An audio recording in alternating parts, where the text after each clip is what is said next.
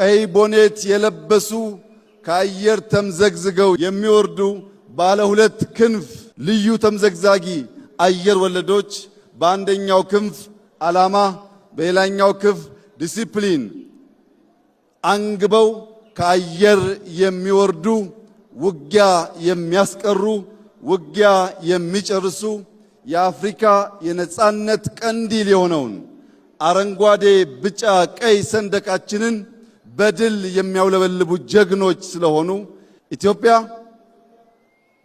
በልጆቿ ላብ ትሰራለች። ኢትዮጵያ በልጆቿ አጥንትና ደም ትጸናለች። ኢትዮጵያ አልተደፈረችም፣ አትደፈርም።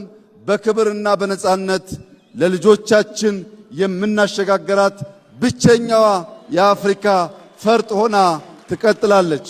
የኛ ዝግጅት በድፍን አፍሪካ ሰላም ለማረጋገጥ በድፍን አፍሪካ ብልጽግናን ለማረጋገጥ በቀጠናችን ላሉ ሀገራት አለኝታ መከታ ጋሻ ለመሆን ነው።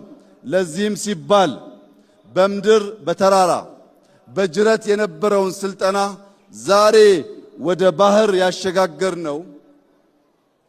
ከውሃ የመራቅ ከውሃ የመሸሽ ውሃን እንደ ባዕድ አምልኮ የማየት ክፉ ልማዳችን አሁን ባለው የልማት እሳቤ ሪቨርሳይድ አርቲፊሻል ኢንተለጀንስ ግድቦች በመገንባት ውሃ ሕይወት ውሃ ልማት መሆኑን ማረጋገጥ መጀመራችን ይታወቃል።